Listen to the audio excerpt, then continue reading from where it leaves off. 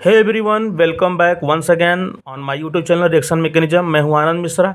आज के इस वीडियो में हम लोग बात करने वाले हैं फिजिकल केमिस्ट्री में जो थर्मोडायनामिक्स होता है उसमें कुछ जो टर्म्स आते हैं इंपॉर्टेंट टर्म उसके बारे में। ठीक है, इस वीडियो में आपको प्रॉपर उसका अंडरस्टैंडिंग बन जाएगा, एक नोट्स मिल जाएगा। अगर आप ग्रेजुएशन लेवल पे हैं या फिर अगर आप केमिस्ट्री में रिलेटेड कोई भी जो टर्म पढ़ना चाहते हैं तो प्लीज़ आप कमेंट करिएगा, मैं उस पर वीडियो बनाऊँगा। ठीक है, थैंक यू। स्टार्ट करते हैं video. Extensive and intensive property. बहुत बार इसमें कन्फ्यूजन होता है कि क्या एक्सटेंसिव होता है, क्या इंटेंसिव। एक बार पढ़ लेते हैं, याद रहता है, फिर भूल जाते हैं। आज हम उसी के बारे में बात करेंगे कि एक्सटेंसिव इंटेंसिव होता क्या है, इसको कैसे याद रखें। ठीक है, let's start the video. Extensive and intensive property.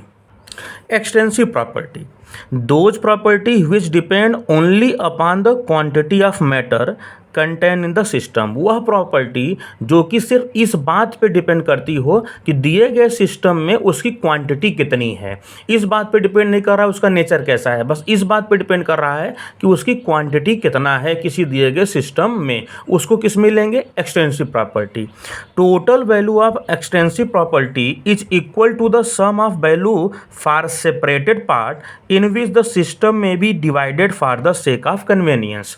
और कैसे समझ सकते हैं कि जो भी एक्सटेंसिव प्रॉपर्टी होगा उसका टोटल वैल्यू वो इक्वल होगा to the sum of value for separate part. अलग अलग पार्ट करने के बाद उसका जो टोटल पार्ट आएगा उनको सम करने के बाद उसमें और अलग अलग पार्ट में कोई डिफरेंस ना आता हो। मतलब कहने का क्या है? कहने का अर्थ ये है कि टोटल वैल्यू ऑफ प्रॉपर्टी वो इक्वल होना चाहिए किसके? सम के लिए। जैसे समझते हैं मास का। मास क्या है? जैसे मान लीजिए कोई सिस्टम है, उस सिस्टम में मास अलग अलग है एटम के, तो अब अलग अलग एटम वहाँ पर जुड़े हुए हैं तो सबका मास जोड़ने के बाद जो वैल्यू आएगी वो इंडिविजुअल का भी वो हमारा क्या होगा? सम होगा। तो मतलब मास कभी बदलने वाला नहीं टर्म है वहाँ पर, उस पर डिपेंड नहीं कर रहा है कि वो हमारा क्या है, प्रॉपर्टी कैसी है उसका। बस इस बात पर डिपेंड कर रहा है कितना मास है, कितने अलग अलग हमारे एटम का या सिस्टम का। ठीक है, तो सिस्टम में जो भी सबस्टेंस होगा या जो भी प्रॉपर्टी होगी जो कि किस बात पे डिपेंड करता हो? क्वांटिटी पे। किस पे डिपेंड करता हो? क्वांटिटी पे। वो हमारा क्या कहलाता है?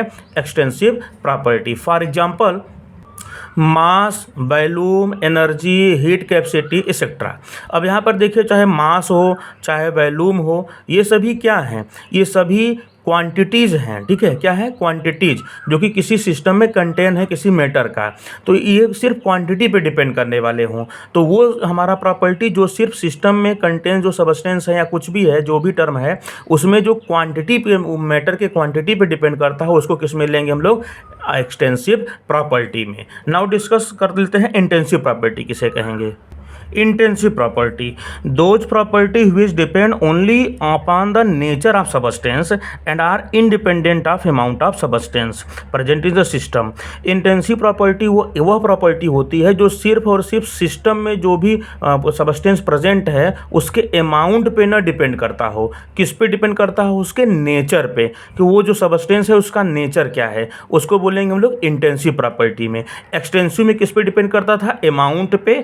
और इंटेंसिव में किस पे डिपेंड करता है? नेचर पे सबस्टेंस के। ठीक है, जैसे temperature, pressure, refractive index, viscosity, density, surface tension, specific heat etcetera. ठीक है, तो एक्सटेंसिव प्रॉपर्टी क्या हुआ? जो क्वांटिटी पे डिपेंड करता हो। इंटेंसिव प्रॉपर्टी क्या हुआ? वो जो कि हमारा सिर्फ इस बात पे डिपेंड करता हो कि नेचर कैसा है। ठीक है, temperature, pressure, refractive index, viscosity, surface tension, specific heat, ये सब आते हैं। जैसे एक टर्म समझाते हैं आपको, एक्सटेंसिव प्रॉपर्टी इंटेंसिव प्रॉपर्टी बदल जाएगा। मतलब एक्सटेंसिव प्रॉपर्टी में भी आप कह सकते हो कि वह बिकम हो जाए, बदल जाए किसमें? इंटेंसिव प्रॉपर्टी में। कब? जब हम स्पेसिफिक यूनिट ले लें तब। जैसे समझाते हैं आपको, जैसे कि हम यहाँ पर देख सकते हैं हम इंटरेस्टिंगली ये बोल सकते हैं कि इंटरेस्टिंगली एन एक्सटेंसिव प्रॉपर्टी में become intensive property bye specifying unit amount of the substance concern.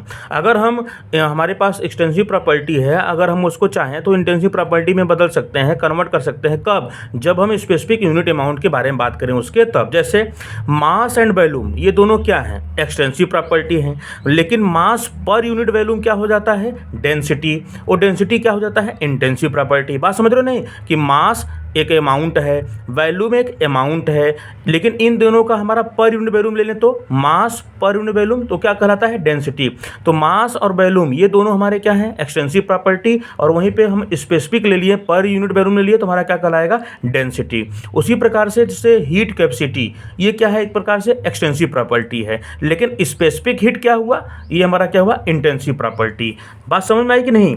तो ये था आपका एक्सटेंसिव और इंटेंसिव प्रॉपर्टी। आई होप कि वीडियो आपको पसंद आया हो, आपके लिए बहुत ही बेनिफिशियल रहा हो समझने में टर्म को, एक्सटेंसिव इंटेंसिव को। तो प्लीज़ वीडियो को लाइक करिएगा, चैनल को सब्सक्राइब करिएगा, शेयर करिएगा वीडियो को, और इस चैनल पे आपको केमिस्ट्री से रिलेटेड सभी टर्म्स मिलते रहेंगे। आपको नए नए तरीके से चीज़ों को मैं समझाता रहूँगा आपको। अगर आपको कोई पार्टिकुलर वीडियो चाहिए किसी पार्टिकुलर टॉपिक पे तो प्लीज़ कमेंट करिएगा, मैं उस पर श्योर वीडियो बनाऊँगा। और thank you, God bless you all.